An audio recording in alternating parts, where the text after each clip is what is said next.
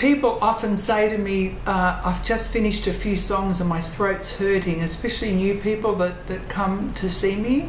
No, it's not normal for your throat to hurt after you sing. Perhaps if you're singing under ducted air conditioning. I remember once getting freezing cold air into my throat. I was singing right under air duct, and halfway through a song my voice vanished completely because of the cold going on in my throat and the dryness.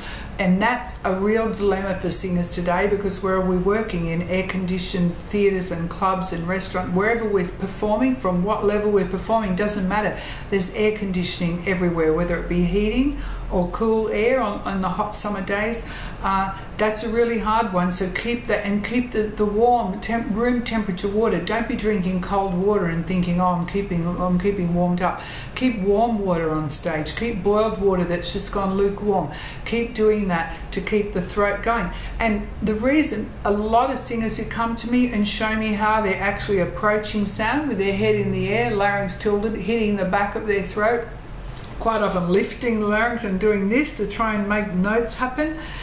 That's why they've got sore throats when they finish singing. You should never have a sore throat because you're singing. If you got a sore throat because you have infection, that's a whole other ball game.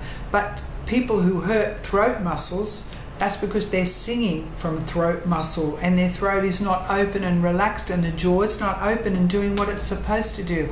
So people who ask me that question, my opinion, no, you shouldn't have a sore throat just because you've been singing. I can remember having a night in a December doing 31 nights as a person gigging. 31 nights, 4 and 5 hours of singing every night. I remember getting to a show on New Year's Eve, very big important show, and still having my voice working better than ever on New Year's Eve. It should never be, gee, I've done all this and now I can't, because yes, you're going to get tired muscles. Like I say, you need to rest.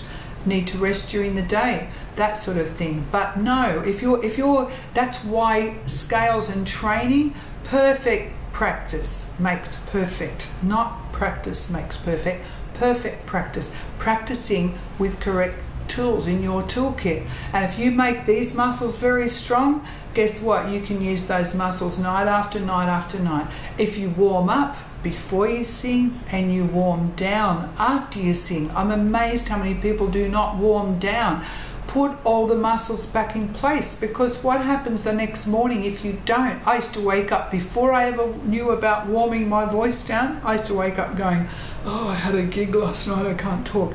Make sure that you actually warm down, because when you recalibrate your vocal cords, you can get up the next day and guess what? No husky, no tiredness, no mucus. All the mucus that we wake up with is because they're trying to protect the vocal cords again. We didn't put them back in place. So make sure we recalibrate. And it's only 5 or 10 minutes after your gig. Just warm down. Before you sing, warm up. Don't wait to get on the stage. So many professionals used to say to me, I get to the end of the show now and I'm really warm. I wished I could go back out there. Well, that's because they didn't warm up before they actually got onto the stage. The same as a runner doesn't go off on a marathon without stretching and warming up. It's the same thing. But people just never seem to get that fact. Very, very important.